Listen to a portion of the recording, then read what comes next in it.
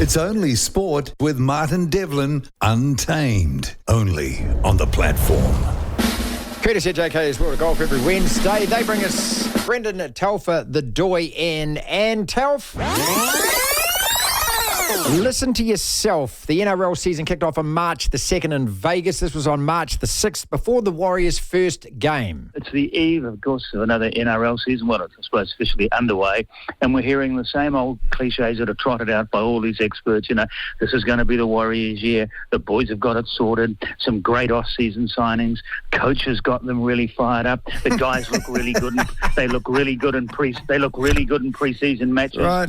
They look fitter. They look fitter than they have for years. And 7 or 8 minutes later, how come we couldn't finish any higher than 13th? So I'm sort of caught in between two, the reality of history as opposed to this sort of kind of misplaced optimism of the immediate future.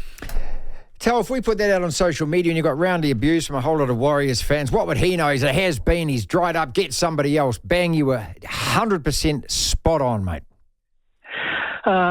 Yeah, well, you win some, you lose some. It's a terrible business to get into, isn't it, predicting sporting events? I don't know whether I told you this, but on another radio station a couple of weeks ago, a young, enthusiastic sports doc tried to tell me, it was more than that, about a month ago, tried to tell me before the Olympic Games that New Zealand would probably win about 20 medals, and I was laughing my head off at him, said, mate, I can tell you from inside the New Zealand Olympic Committee, they are full of pessimism. Well, they're pessimistic about their medal chances, and they're not thinking anything like that figure. How many did they win? 20. 20, so, that's right, 10 goals, yeah.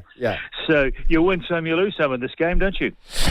Well, it's also, you got to stick your neck out, you got to stick your chin out, and you got to be big and brave about it, and you just got to cop the ones when it happens, and you got to actually applaud the ones when you get it right. But Telf, you were exactly right about the Warriors, mate, and, the good thing is that you actually said it, because the problem with the Warriors, a big problem I have now, is the media coverage is so rah-rah, pom-pom cheerleading, you can't get any truth. You said this last week, what this club needs is a thorough examination of its failure this year, but all we get is the Sean Johnson celebration and, let's move on, let's put it to bed, there was only last, this is why the club to me goes nowhere.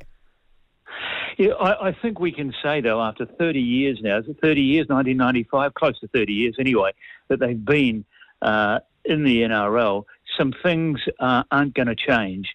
And they are disadvantaged, the Warriors. There's absolutely no question about it, by being the only team of, 17 in the competition that's outside of Australia.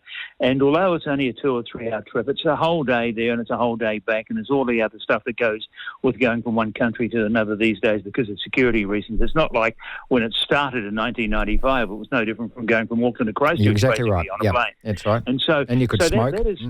That is embedded into this sort of kind of the DNA of this club. And they can't get really top players to come here. They get the odd one, as we know, and they bring the odd top New Zealand player back, but they don't ever seem to be able to quite play as well here. Roger Tuivasa-Sheckers, I suppose, is a more recent example. So they've made the final, twice in 30 years, that's right. And I think that's about their lot. I think about every 10 or 15 years they will have a very good season where all the stars are aligned, and they have a bit of luck, and the referees give them a few breaks, and bingo, they're going to have a good season, and the odd one will see them get into the final. But I don't think things are going to change much. I think most years they will do well to get into the top 8, to get out of the bottom 8, is, I think, probably the most realistic goal this club should have. But if you say that, but if you say that, you'll be shot down for. You're not a fan, you're not a supporter, you're Mr. Negative, all of that kind of stuff, mate. It's just ridiculous. But the point you make about the squad is a really good one. And when Fisher Harris got added this year, I mean, the narrative from the New Zealand mainstream media was, this is a premiership winning squad now. It's exactly right. If the Warriors were based in Australia, and I argued this a few years ago when they're going through their worst patch, thinking that, look, what they need is they need young up-and-coming players of 18, 19, 20, or the early 20s who look at the club and genuinely think, if I come there, I've got a chance of, really making a career. And I just think that the New Zealand thing is really off-putting for a lot of Aussies, because if you grow up in Australia, mate, they think of us like Tasmania. They don't want to move here, most players. And also there's this other very simple thing, that the Warriors spend the least number of nights during the season in their own bed than anyone else in the NRL. It is a factor. And if if the Warriors was a Sydney-based, if this Warriors team this year was a Sydney-based club, I'm sure they would have finished in the top 8 with the squad they had at the start of the year.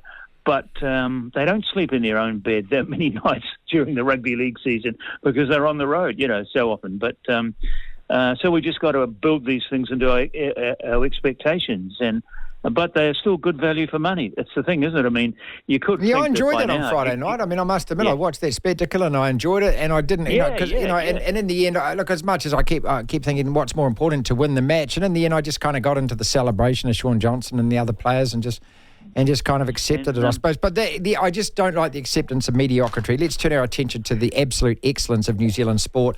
And we're going to have the silly debate for the next few months about Lydia Ko versus Lisa Carrington. But first and foremost, mate, John Lister was brilliant yesterday, and I asked him about what you asked me to ask him about, which was the shot on 17 and then that beautiful putt to win it on 18 and birdie that final hole.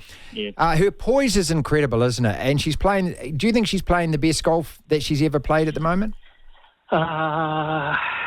It's very hard to make a comparison because there's been such a dramatic improvement in the depth of women's golf since the time when she started. I mean, she won 2 majors before her 19th birthday. Incredible. Which is just extraordinary. Tiger didn't do that, but she did. But since then, women's golf has undergone dramatic changes. You might argue the men's golf has as well in some ways, but the women's golf has become more of a power game. It's as if the women also took their cue from Tiger Woods, who became really the first top golfer to spend an enormous amount of time in the gym. And so women have spent far more time looking after their fitness and improving their strength, and they're hitting the ball so much further. This was Lydia's problem for a number of years, that she can't hit the ball as far as many of her contemporaries. And so she was not getting as many birdies, for example, on par 5s, because she couldn't reach these greens in 2. But she has added some length to her game, and she's gone through some tough times, some dark times by the sound of it, and she has persisted. And that's, I suppose, the simple thing is if you stick to your goal long and hard enough and are committed to it, you're usually going to get somewhere near where you want to be, and that's what she's done. All Blacks versus Springboks this Sunday, Brendan. I can't wait for this game. I'm full of optimism, the audacity of hope, I think I'm going to call.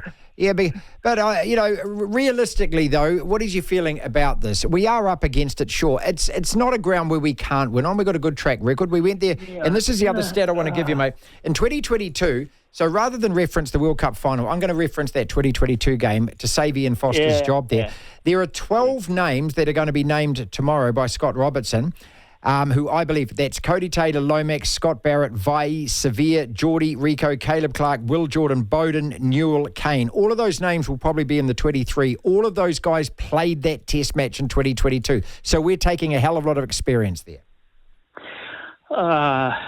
Yes, I've listened to everything you've said, and you know the word that comes up and comes on the tip of my tongue? Warriors. God, this is the All Blacks, Brendan, not the Warriors. I know. But I'm thinking there's a kind of similarity here that we keep knocking on the door all the time. We keep going to South Africa, but we have very little success, like the Warriors. And I'd be surprised if they win.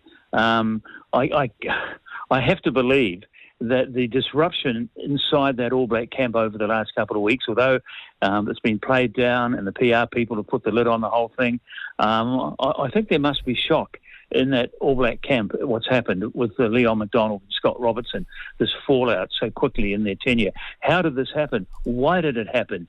I imagine a lot of these players were stunned when the news came through, and I'll put it this way. If the All Blacks win on Sunday morning, on Monday morning you'll be going, Leon who? Leon who? Well, exactly. Leon McDonald. Yeah, but they've got to move on from it that quickly. Look, I've but if they lose. But look, we've played lots of quotes from Jason Ryan today, and look, and people like you and me and all us fans. Martin, he's saying nothing. No, he's saying he's saying they've moved on. I mean, he's saying, but they have to move on. They can't, they can't sit there and dwell on this. I know it's PR schmuck, and it is, and obviously the narrative was to tell us that it wasn't clicking, and it just happened a few weeks ago, and it doesn't seem likely that that's the case because Leon McDonald knew he had the job 2 years ago, but I don't know whether it's going to actually have any dramatic effect on the players, Brendan. I mean, once they get to Joburg and Ellis Park, mate, I mean, come on, we won't know until the match plays to find out if there was any. But regardless, doesn't it raise a lot of questions about Scott Robertson? How could he